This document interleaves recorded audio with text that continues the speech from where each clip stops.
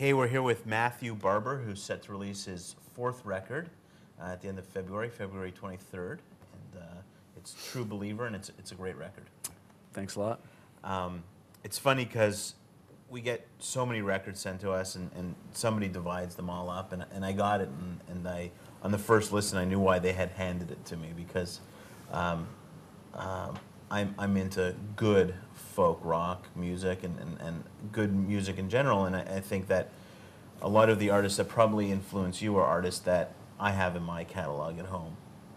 For those of us who don't know Matthew Barber, what would you say are some of the musical influences? Like, if you had to pick out 5 records that are must-haves based on Matthew Barber, what would those 5 records be?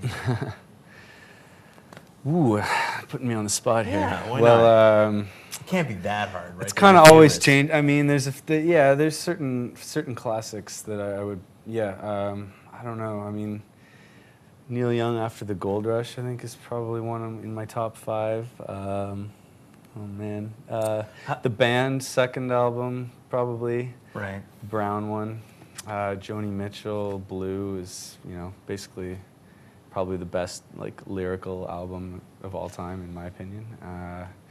So obviously I like a lot of older stuff. There's got to be a Bob Dylan record, right? Yeah, I mean there's so many. I love Bob Dylan. If I had to pick one, what would it be? I would say maybe Planet Waves. Really? Or Street Legal. I kind of like the late '70s Bob Dylan period. Cool. He was really rocking. Right. Let's talk about the record, if you don't mind, because that's what I'm here for. Yeah. So the title track is True Believer, and what I found interesting about that track is that there's horns, first of all, and that it's a little more ruckus for you compared to some of the other tracks. What inspired you to make that song?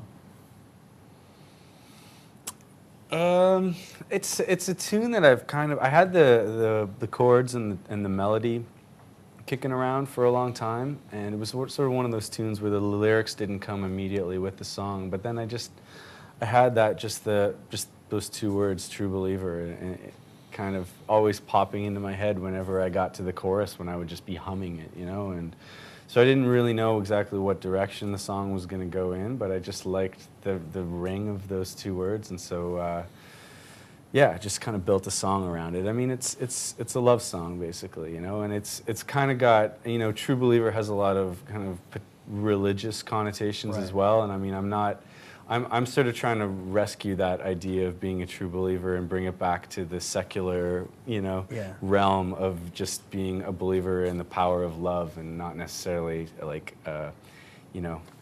deity in the sky somewhere, Now, Howie Beck helped you produce the record, right? And he plays on most of the tracks, if not all the tracks on the record?